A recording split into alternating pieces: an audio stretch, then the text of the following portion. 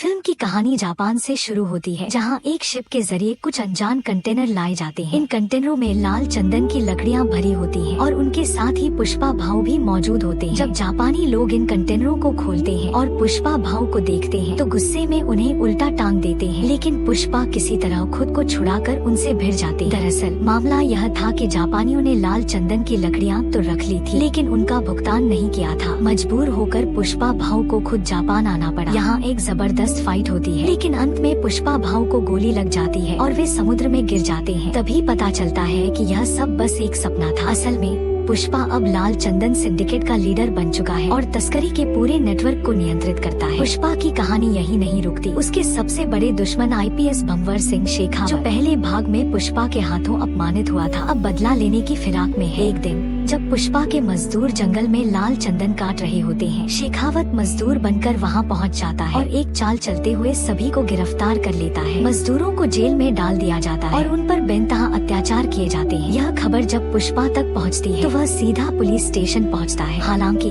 उसकी मंशा सभी मजदूरों को छुड़ाने की नहीं, बल्कि सिर्फ सीनू को लेने की होती है, क्योंकि उसकी शादी का दिन होता है। लेकिन जब पुष्पा अपने मजदूरों की हालत देखता है तो उसका गुस्सा फूट पड़ता है। वह पुलिस वालों से कहता है कि जिसने भी मजदूरों पर हाथ उठाया है उसने पुष्पा पर हाथ उठाया है। वह सबको वहाँ से ले जाने का ऐलान करता है। पुलिस वाले नौकरी जाने का डर दिखाते हैं, लेकिन पुष्पा भाऊ उन्हें जवाब देता है कि उनकी नौकरी अब खत्म हो चुकी है। वह सबका रिटायरमेंट तय कर देता है। जब शेखावत पुलिस स्टेशन लौटता है तो उसे एहसास होता है कि पुष्पा ने सभी को अपने पक्ष में कर लिया है। पुष्पा भले ही गैरकानूनी काम करता हो, लेकिन अपने लोगों का वह पूरा ख्याल रखता है। साथ ही अपनी पत्नी श्रीवल्ली से बेहद प्यार करता है। कहानी आगे बढ़ती है, जहां श्रीवल्ली मंदिर में भगवान के लिए गहने और मुकुट लेकर जाती है। वहीं पुष्पा का सौतेला भाई मुरली उसे ताने मारता है कि वह बिना सरनेम और गोत्र के कैसे पूजा कर रही है। मुरली का अपमान करने का सिलसिला चलता रहता है, लेकिन उसकी बेटी कावेरी पुष्पा और श्रीवल्ली का सम्मान करती है। कावेरी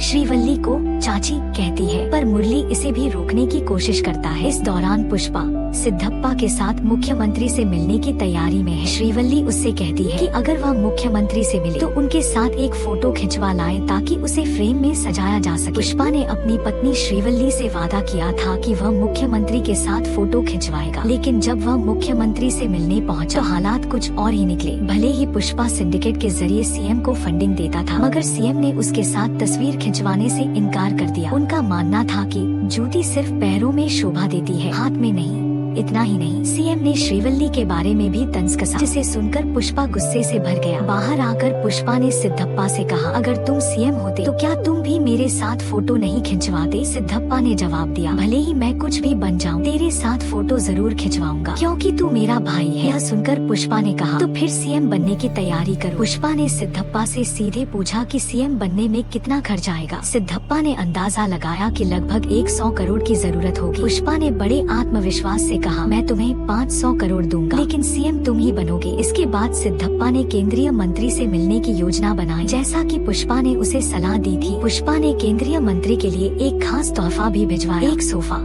जिसमें 225 करोड़ रुपए छिपे हुए थे। लेकिन सिद्धप्पा ने पुष्पा से चिंता जताई, इतना पैसा बहाना सही नहीं है, हमें इसे बचाना होगा। पुष्पा ने जवाब दिया, पैसा अब कोई समस्या नहीं है, मैं अब नेशनल नहीं इंटरनेशनल हो चुका हूँ। उसने समझाया कि लाल चंदन की लकड़ियाँ अगर विदेशों में बेची जाएं तो उनका मूल्य दुगना ढाई गुना हो सकता है। जल्द ही पुष्पा विदेश में एक बड़े व्यापारी से डील करने निकल पड़ा। उसने 2000 क्विंटल लाल चंदन की लकड़ियों की डील तय की, जिसमें उसे 3000 करोड़ रुपए मिलने थे। लेकिन इतना बड़ा ऑर्डर पूरा करने के लिए पुष्पा ने अपने पूरे सिंडिकेट को एक्टिव कर दिया और हर तरफ से लकड़ियां इकट्ठा करने का आदेश दिया। यहीं पर कहानी में नया मोड़ आता है। मंगल सीनू और उसकी पत्नी को पुष्पा की इस योजना की भनक लग जाती है। वे भंवर सिंह शेखावत के पास जाकर सारी जानकारी लीक कर देते हैं, क्योंकि मंगल सीनू खुद सिंडिकेट का अध्यक्ष बनना चाहता था। शेखावत ने तुरंत सारे चेक पोस्ट सील कर दिए। चेक पोस्ट पर एक ट्रक पकड़ा गया जिसमें लाल चंदन भरा हुआ था। शेखावत ने बिना कोई दया दिखाए ट्रक को आग लगा दी और सिंडिकेट के एक सदस्य को मौके पर ही मार डाला। मंगल सीनू ने शेखावत से सिर्फ डराने की बात कही थी, थी, मगर शेखावत ने जवाब दिया, डराने का मेरा तरीका अलग है। अगर मैंने इसे मारा है तो बाकी सिंडिकेट के सदस्य भी स्मगलिंग से डरेंगे। मारे गए सदस्य की श्रद्धांजलि सभा में पुष्पा को छोड़कर सभी लोग पहुँचे। इसी दौरान मंगल सीनू और कुछ अन्य लोग सिद्धप्पा से कहने लगे कि अगर पुष्पा और शेखावत के बीच दुश्मनी खत्म नहीं हुई तो यह सिलसिला यूं ही चलता रहेगा। उन्होंने सुझाव दिया कि पुष्पा को सिंडिकेट के अध्यक्ष पद से हटा दिया जाए, लेकिन सिद्धप्पा ऐसा नहीं होने देना चाहता था। वह सीधे भंवर सिंह से मिलने गया और रिश्वत की पेशकश की, लेकिन शेखावत ने साफ मना कर दिया। उसने कहा,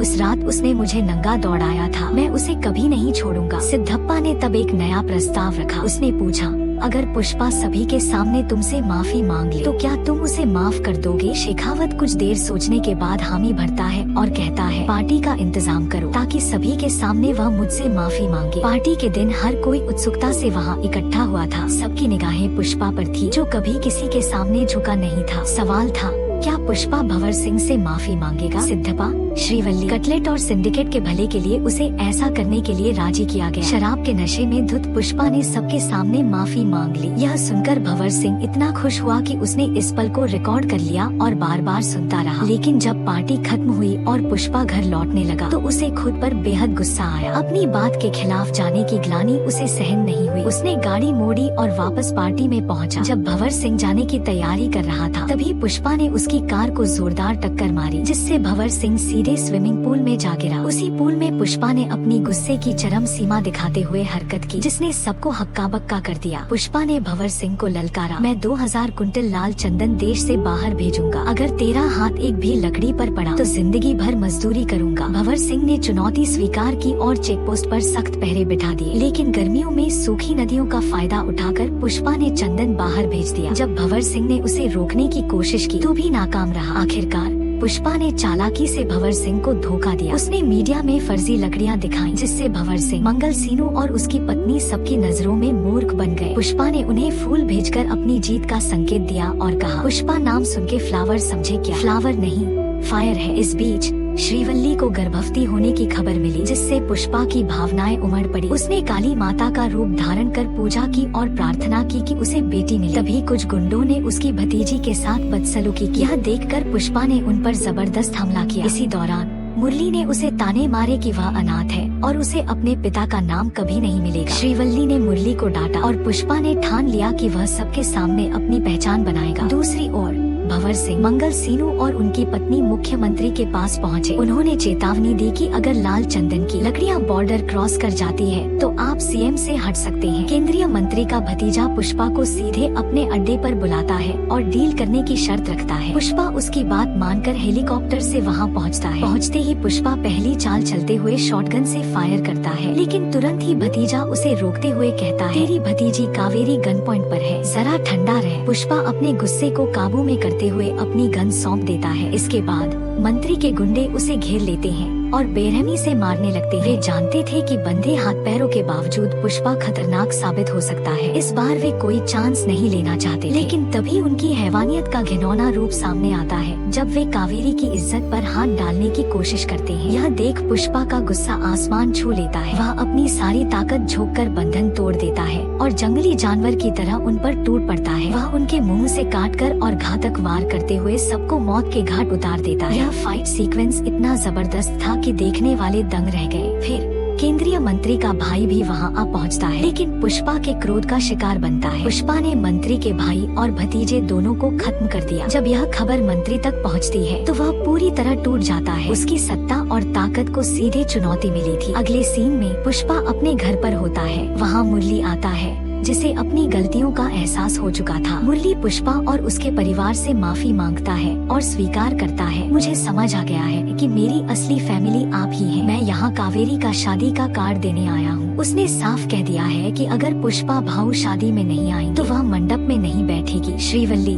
पुष्पा को बताती है कि कावेरी की शादी के कार्ड पर मां के साथ साथ पिता के रूप में उसका नाम भी छपा है। यह सुनकर और देखकर पुष्पा बेहद भावुक हो जाता है। वहाँ मौजूद लोग उसे सांत्वना देने करने लगते हैं, क्योंकि पुष्पा को ऐसे टूटते हुए शायद ही किसी ने देखा था। अपने दिल की गहराई से मुरली और सभी को माफ करते हुए पुष्पा पूरे परिवार के साथ कावेरी की शादी में शामिल होता है। शादी का माहौल खुशियों से भरपूर था, जहाँ सारे गिले शिकवे भुलाकर सभी आगे बढ़ चुके थे। वहीं दूसरी ओर मंत्री के घर मातम पसरा हुआ था। उसके भाई और भतीजे की मौत ने उसे हिलाकर रख दिया था। तभी एक व्यक्ति मंत्री के पास एक पार्सल लेकर आता है। जैसे ही वह पार्सल मंत्री को सौंपने की कोशिश करता है, पहाड़ी से अचानक एक विस्फोट होता है और पूरा दृश्य दहशत में बदल जाता है। फिल्म यहीं खत्म हो जाती है, लेकिन इस घटना के पीछे कौन था यह नहीं बताया गया। फिल्म का अंत पुष्पा 3 द रैम्पेज के ऐलान के साथ होता है, जो प्रशंसकों के लिए एक बड़ा सरप्राइज है।